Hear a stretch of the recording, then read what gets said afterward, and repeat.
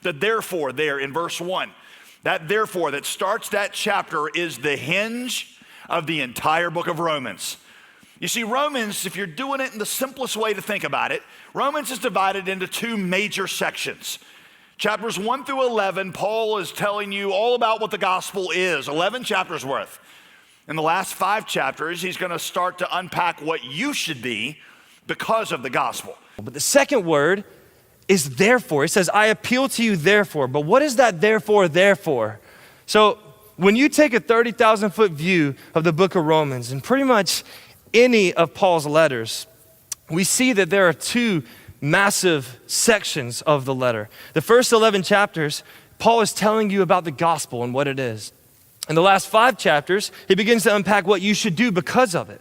And those two sections, what the gospel is and what you should be, are joined together by a single word. One word that's the hinge of the whole book, and that word is therefore. And in these two massive sections, they're joined together by one word, therefore. In Romans 12:1, this is the hinge of those two sections. This is the hinge of the book of Romans. All right, so here we go. Number 1, here's the Christian life, Paul says, as living sacrifice. Paul obviously is drawing on Jewish imagery here. Jews, of course, grew up offering sacrifices to God, but even Gentiles in those days would have been familiar with this concept.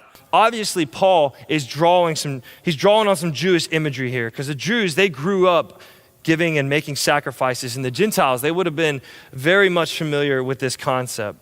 The first, he says, is that the Christian sacrifice of their body is living. Sacrifices in the Old Testament were always dead. Our sacrifice is living. Old Testament sacrifices were always dead. The problem with a living sacrifice is that it wants to keep getting up and crawling down off the altar. And now the problem with the living sacrifice is that it keeps wanting to get off the altar. Right? You should do it in response to the gospel. That's the second way. Is that it's not done to obtain salvation, but in response to it. You see, religious sacrifices in those days, particularly pagan ones, were done to gain something from God, forgiveness or blessing or whatever.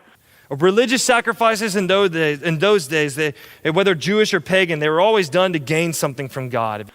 Well, Paul spent 11 chapters telling you you've already got that as a gift in Christ. It's impossible to be more forgiven or more blessed than you already are in him.